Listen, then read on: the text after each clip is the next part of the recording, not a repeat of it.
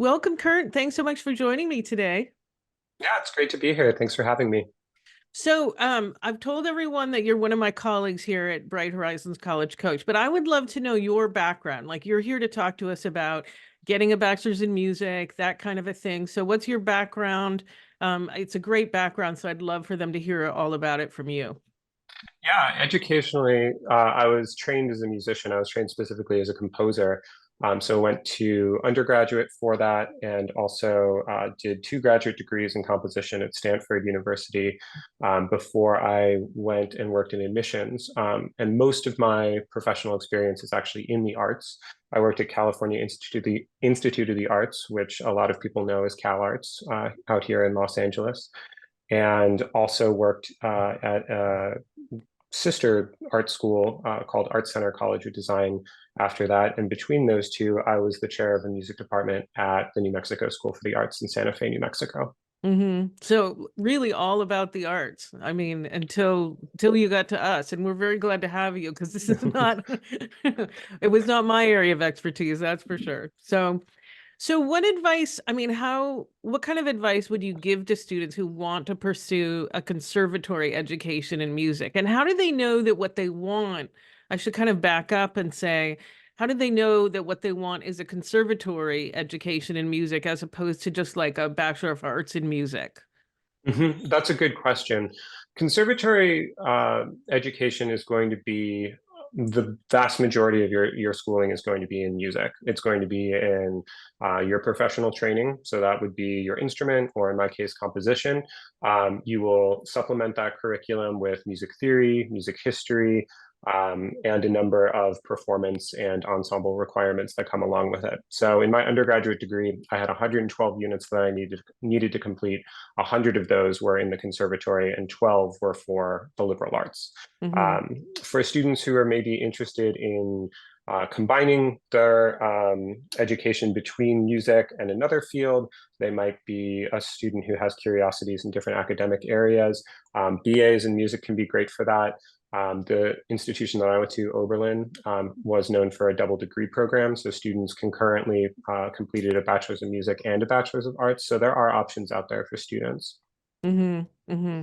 Yeah, and I love institutions like Oberlin because not everybody wants to just do one thing. And actually, that's the big struggle when I'm talking to students who are thinking about getting a degree in music or musical theater is, but I really like biology too.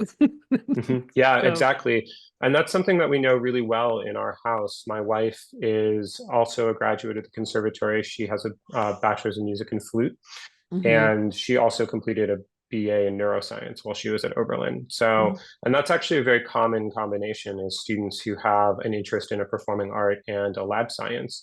And that's something that we saw quite commonly at Oberlin. So I think this idea that we have that we sort of box artists into one category and students with academic interest, maybe in STEM fields or sciences or humanities, into another area is not always true. And there are students, especially these days, with just access to information and curiosity. You might be that type of student who has a lot of different interests. Hmm. Well, I've noticed too, and we're getting a bit off topic here, but the strong correlation between talented musicians and talented students. There just seems to be such a remarkable correlation there. Yeah, it's kind of remarkable to see. So, Yeah, yeah, being a practicing musician means that you have all of the skill sets that it takes to succeed in academics as well. You're gritty, you have curiosity, you have a drive to, perfect your art form. So all of those skills are applicable when it comes to also studying in academic subjects as well. hmm. Hmm. What are some tips that you would give to a student who does want a conservatory program? What are some things that are going to make their process different from a student who just wants like a BA in music, Mhm. right? Like a BFA in music or a bachelor's in music. How's that going to be different? So the way that you think about that education and the way that you think about sort of that lifestyle is very similar in my perspective to the way that a recruited athlete thinks about their sport. A lot of your time, the majority of your time is going to be devoted to perfecting your art form. And students who start earlier in that process, who have that drive and know that the conservatory might be in their future, that means, it's it runs counter to a lot of the advice we give at College Coach of focusing on academic rigor and broadening that curriculum. But if you're really after a conservatory education, it means that you are going to have to spend a lot of time focusing on playing your instrument or composing. And it might mean, in some cases, taking a little bit less of a rigorous curriculum here or there, so that you can afford yourself more time and more energy for the skill that you're trying to develop. Hmm. Now, what do you say to parents who say, well, I don't want my student, like, what's he going to do with a music degree? Is that a Mhm. path to poverty? Like Right. I'm working with a student right now where his greatest love, honestly, is music and marching band. And Hmm. we've kind of found biology as like a distant second, you know? Hmm. Hmm. So Yeah. what would you say? I mean, part of it breaks my heart. Obviously, whatever he wants to do, I'm going to support him. But part of me, I'm a little heartbroken for him that he can't do this thing that he clearly loves so much, or at least he feels that he can't do it, and his parents definitely feel that he can't do it. So what kind of message do you give there? Yeah, that's a really good question, and that's a conversation I've had with a lot of families over the years. A life in music, specifically, is one that doesn't necessarily mean that you have to be a starving artist the rest of your life. The main goal of a conservatory is really to train a musician for a professional life in music. So that might be performing in an orchestra for the rest of your life, which are great jobs. People who work with orchestras love that kind of work, and they love getting up in the morning and rehearsing and playing and performing. That's very true for any discipline that you'll find in the conservatory. But I also had a lot of colleagues in the conservatory who went on to other fields that maybe seemed very distantly or unrelated altogether.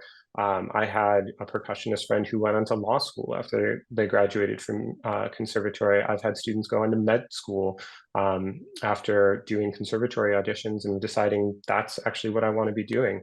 So the skills that you're taught as an artist do apply, very much to the practice that you have. But as a composer, I learned management skills. I learned interpersonal skills.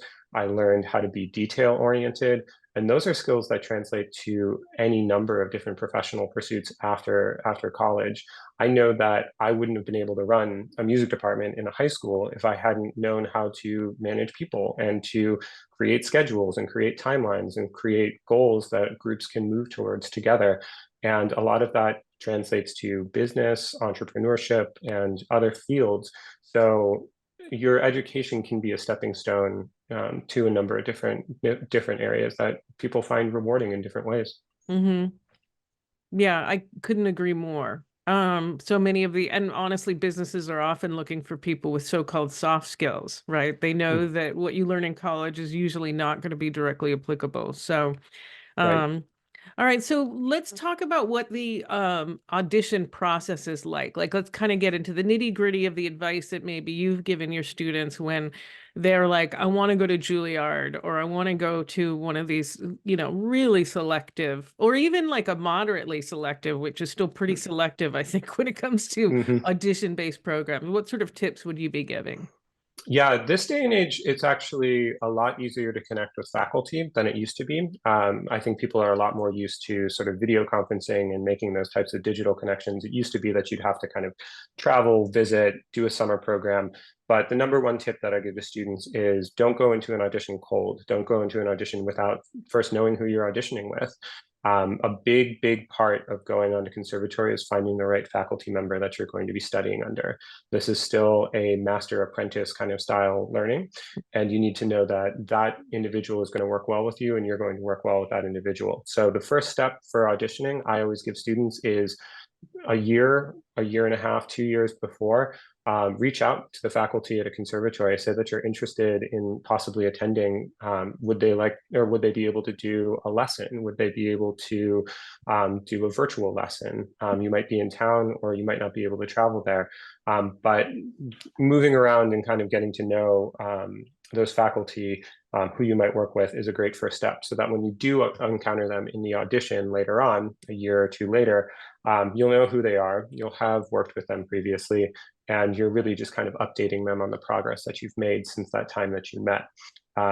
As far as the actual audition goes, Auditions are all about building your repertoire list. So you need to spend significant amounts of time before an audition, making sure that you have the right pieces, the right musical pieces to perform in that audition. You have the right comfort level with the different styles of music that you're going to be asked to perform. You will probably be tasked with performing one Baroque piece, one classical piece, one romantic piece. So that's a process not only of learning the music, but also finding what your strengths are and what your tastes are as a musician that showcase your abilities. So most of the audition advice that I give to students begins long before their audition. And then I think this sort of stereotype that we have of the audition, walking into this room, this panel of people that are there to judge you, and you're nervous and maybe shaking. A lot of that gets alleviated if you have the right preparation for it. And really, auditions should be a conversation with those individuals. That shouldn't be that kind of image that we see in the movies. Mm-hmm. I mean, are the faculty, this is just me as like an outsider, are the faculty kind of scary in those auditions, or are they trying to put their students at ease? Or can it just be a mix depending on the personalities?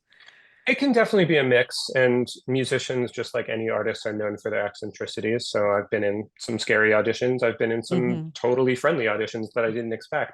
Mm-hmm. But by and large, the reason that a faculty member is teaching is in the conservatory is because they want their students to succeed, and they want to carry on that kind of legacy of teaching that was taught to them, and then they want to impart to the next generation. So it's really about finding fit. It's the same conversation that we have with colleges in general, but it's just in a slightly different format. So when students reach out to faculty, oftentimes they're very nervous the first couple of times. So maybe don't start with the Juilliard faculty or the Mm-hmm. Yale faculty. Maybe start with talking to faculty at a local state college, or a college that might be more on your probable or possible list. But kind of building up to that and working with the faculty, they want to find new students. They want to find that talent and that drive. So I think in most cases, students are pleasantly surprised by how open the faculty are to receive them. Mm-hmm. And Whittier, I worked at Whittier, which is a small liberal arts and sciences college in the LA area, and it's been a long time since I was there, but I think we even that school had wonderful music and theater programs, and would have been so much more approachable to kind of start there, I think, for students. And we even offered scholarships around those. So like, what a great way to kind of think about a school that isn't crazy selective, but could really support you in your art. Um, Mhm. you know, Yeah, do exactly. hmm And sorry to cut you off, but no. just to jump in there, those types of smaller college environments, those are often where younger faculty, and faculty who are really hungry to build studios are located. And they are very interested in recruiting students who work well with their teaching approach. So definitely diversifying your college options, just like you might want to apply to Harvard as an engineering major, but you should also be looking at other options as well. It's the same approach with the arts and conservatories. Hmm. Yeah, and the segment before this one, I was talking to someone with musical theory, theater, was his Hmm. focus. And one of the things that we talked about is kind of the ability at some of these schools, maybe you'd be the biggest fish in that pond, and maybe for you, that's actually the right environment. Yeah, Everybody's exactly. different. Everybody's different, and I'm a really, really big believer in the social multiplier effect. So just as much as the faculty is going to teach you a lot about your art form, I know that just as much, if not more, of my music education was the environment that I was in. I was surrounded by composers who were all motivated, constantly writing music. I was surrounded by performers who wanted to perform my music. And those are the lasting relationships that have stuck with me, 10, 15 years on. I still collaborate with a lot of the people that I went to conservatory with. I still occasionally talk to my faculty as well, but the lasting musical relationship is one that's your peers. So you're auditioning the school as much as you're auditioning for the school, I think, when you start going out there and really taking auditions. Hmm. Yeah, make sure it's the right place for you where you'll be Mhm. happy too. Yeah, same as Mhm. any other college process, Right. Same so as every other college yeah, yeah, process. yeah. And like a football player should really make sure, or the soccer players should make sure they like the coach, for example, too. Yeah. Yeah, you're not gonna succeed and become your best athlete if you don't work well with that team and you don't work well with that Hmm. coaching. It's the same story in music. Hmm. Okay, great. Any last thing? I mean, anything that I haven't asked about that you wish that I had that you I would think say? the one thing I always like to emphasize with the arts is it's great to start early. This is true for music, and I'm speaking specifically about music today, but it's true for any art form. So if you're the type of student who likes to play music, if you're the type of student who likes to draw and you're a freshman in high school, explore that interest, see where that interest takes you. There's a lot of steps that happen between the time that you develop that interest and where you go with it. And it's a lot easier to make that transition. I didn't know I was going to be a musician until I was a junior in high school. I had played piano my entire life, but that wasn't on my radar as something that I could professionally do Hmm. or academically do. And so I always encourage students, if they have that interest, keep it up. Keep developing those skills, keep following that interest, and you'll be surprised where it can take you. Hmm. Absolutely. Kurt, thank you so much. This is so helpful for me, and I'm quite sure for the people listening too. Absolutely. It's been a pleasure. Okay. All right. So when we return, I will be talking with Alex Bickford about negotiating merit scholarships.